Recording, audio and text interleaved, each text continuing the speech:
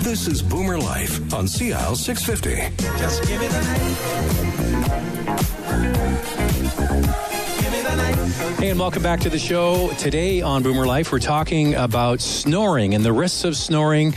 Dr. Charnel Muir is on regularly, our SnoreDentist, with the website SnoreDentist.ca. Your practice is in North Vancouver, right? It is. And but you travel around. I do. My office is at the corner of Marine Drive and Bewick in North Vancouver. But I do see patients on Vancouver Island once a month. I go over there, and I do see patients down on West Broadway once a month. Did you ever go to Washington State? Only for meetings and to meet colleagues, yes. Because joining us on the phone from Washington State is our guest, Steve Wick. He has written the book, Kicking the Bear Out of the Bedroom, Snoring and Sleep Apnea, The Not-So-Silent Killers. Now, in the first segment, Steve talked about his story about getting diagnosed, and then you went and you tried the oral appliance to help you, and that's what Dr. Muir specializes in. So describe your life before. Okay, we'll do it the three stages. Before, how you felt before you were diagnosed, how you felt using the CPAP machine, and then how you felt once you had found relief with the oral appliance. Okay. So initially, again, as we talked earlier, it was my wife's bigger complaint than mine. But as I look back now, I was often tired, and that I suffered from that. And the other thing, I mentioned my grandfather too, falling asleep at the wheel. The same thing happened to me. I was actually on my way to Vancouver, and I'd gotten into a habit where, as I knew I was starting to get tired driving, I would just pull off the side of the road, and I could spend 20 minutes doing a quick cat nap, and I'd be refreshed and ready to go again. And I was driving north, and I was about to Everett, and that feeling came on again that, boy, I'm getting tired. So I pulled off with the intention of pulling into a parking lot and sleeping for 20 minutes. And the next thing I know, there's a guy knocking at my window, and I'd gotten to the top of the off ramp to the stop sign, and I'd fallen asleep at the stop sign. Wow. And he thought that I died, and he came up and knocked on my window, and I was sitting there asleep. And I thanked him. He woke me up. I went and parked and continued on my way 20 minutes later. But it amazed me, and it scared me, because, I could have easily been on the highway and fallen asleep, in going 60 miles an hour, and who knows what might have happened. Once I got the CPAP, and, it didn't really change my life because I wasn't able to tolerate it. Initially, I tried really hard, and I did feel better during the day. I wasn't as tired, but I found myself taking it off in the middle of the night and not making it through the night, and then finally just giving up. And I had something called restless leg syndrome, which is another medical condition due to lack of sleep that I was able to control with drugs. And so my main issue of the restless leg was taken care of, but I was still tired. My wife was not sleeping. And then when I finally got the oral appliance, all of our lives changed. I finally was sleeping through the night. I wasn't keeping her awake, got to sleep in my own bed again, and I wasn't tired during the day. And the results that I felt were significant enough that I basically started a new career in sleep apnea and helping other people get help. So was that life-changing that this became your career? It was, and actually one of the side benefits is another thing that happens when you're not sleeping is you wake up and you're tired, so the first thing you do is you reach for carbohydrates, and you get that immediate sugar rush and you get going, but that roller coaster goes on throughout the day. So people suffering from sleep apnea either oftentimes gain weight or have trouble losing weight.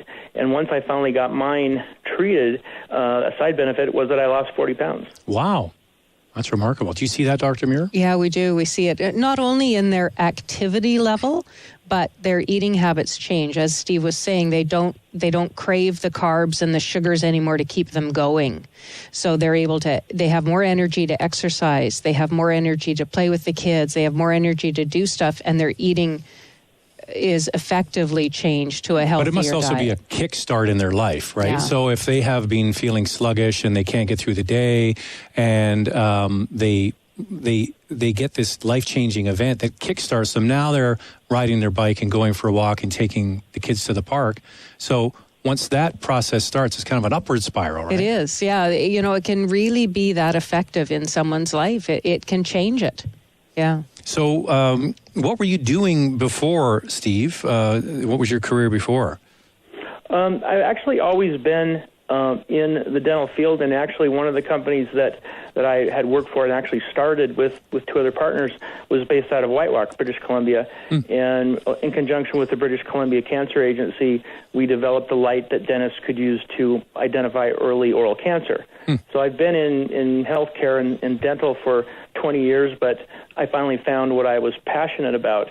And, I mean, a couple other things that we haven't talked about, but I'll toss in here, is that one of the things that I found in the research afterwards that is, even if you're a snorer and you don't have sleep apnea, snoring alone, studies show, will take 10 years off your life, because the tissue that's vibrating that causes the snoring sound causes plaque in your carotid artery, which is the main blood flow to your brain, to break loose, causing strokes in the brain.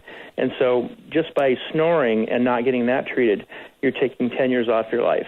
But what most excited me and what I've seen results from is getting my daughter treated. And my daughter was 9 years old, and she snored. And children shouldn't snore. There's no reason that a child should snore. We didn't know at the time that was a big issue. Our pediatrician finally mentioned that, geez, it looks like your daughter has fairly large adenoids and tonsils, something you should get looked at. And lo and behold, we went to an ENT, or ear, nose, and throat doctor, who said, yes, we have a problem here, and it's probably causing sleep apnea. My daughter was having some social problems in school, and she was struggling with, homework and attention and things. Once we got her treated, it was like I had a new child, and she became just a joy to be around. And to me, that has been the biggest life-changing event that's happened for me and my wife, is getting our daughter treated. Because children that aren't treated they're almost doomed to a lifetime of struggle. And it's easy to identify them early and treat them early. And what would those clues be, Dr. Mayer? For the vast majority of those children, there's one of two things. Either they're constantly irritable with no attention, or they're hyperactive. So a lot of those kids hyperactive throughout the day just to try and keep themselves awake. But they also can't focus. They can't pay attention. They just lose the ability to function in a classroom sometimes because of those issues that they're having all night long. And that is one of our challenges here in British Columbia, is for children here in British Columbia to get a sleep study. The only pediatric facility we have is Children's Hospital. So it is a bit of a challenge, and some kids, bit of a lineup to get in. Some kids do age out of pediatric care by the time they get their sleep study done. But, a good ENT is a great place to start. Get your family physician to refer you to an ENT if there is signs of large tonsils and or snoring at night. Because Steve's right, children shouldn't snore.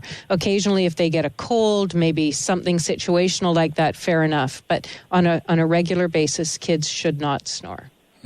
Yeah. So what prompted you to move into this part of or oral medicine, if you will, and sit down and write a book? What was that? It was basically the experience that I had was challenging at best, and it took me probably almost 2 years from the initial diagnosis to finally finding a treatment that resolved my issues that I could live with. And I knew that it needed to be easier. And I also knew that there were literally thousands of people out there, or millions of people out there, to be honest with you, who were in the same predicament that I was in that they had a life-threatening medical condition that they were unaware of. And to me, that's just unacceptable.